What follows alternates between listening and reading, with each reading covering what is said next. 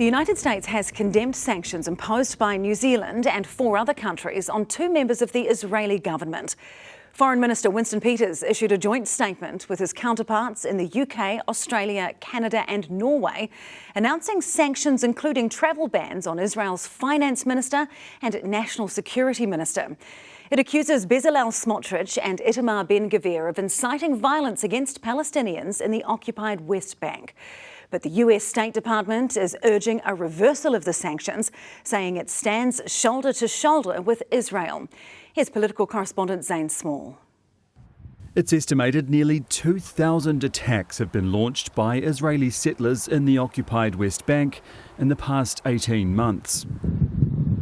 Foreign Minister Winston Peters has previously condemned those attacks, and this morning he announced that New Zealand has joined Australia, Canada, the UK and Norway in placing travel bans on 2 extremist Israeli politicians. These 2 individuals, Ben-Gvir and Smotrich, have been inciting violence against Palestinian people for months and months and months. We've come together with our like-minded partners and friends in the UK, Canada, Australia and Norway and New Zealand to jointly say, you know, this is not good enough. These are ministers that are using very extremist rhetoric.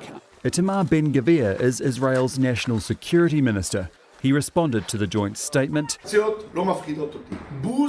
saying these sanctions don't frighten me. Bezalel Smotrich is Israel's finance minister. Last year he said we can create a situation where Gaza in 2 years is with less than half its current population. Israeli Prime Minister Benjamin Netanyahu's coalition government is propped up by these hardline politicians.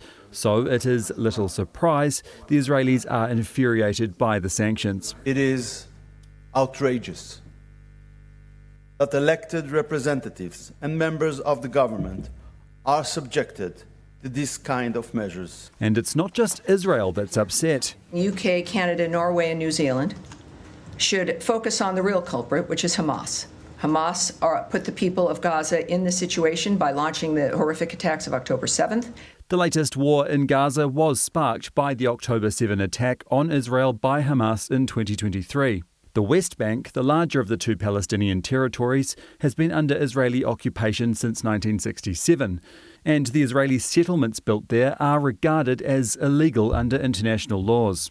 Winston Peters wrote today that New Zealand's consistent and historic position has been that Israeli settlements in the occupied Palestinian territories are a violation of international law.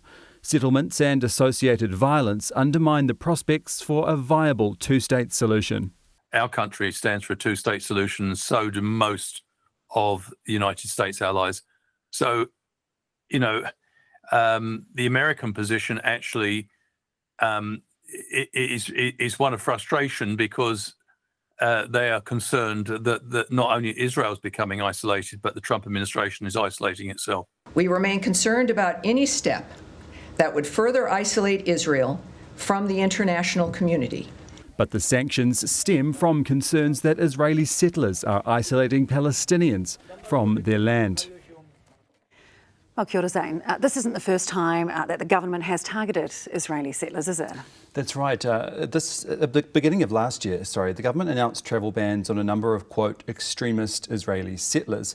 Winston Peters at the time made the same statement that settlements in the West Bank undermine the prospects for a viable 2-state solution. But on the very same day, the government also officially designated Hamas as a terrorist entity, which at the time was seen as a way of calling out both sides of the conflict. And interestingly, today, Winston Peters made a point in his statement that New Zealand has targeted politicians with travel bans from other countries, including Russia, Belarus and Myanmar, not just Israel. OK, Zane, thanks so much.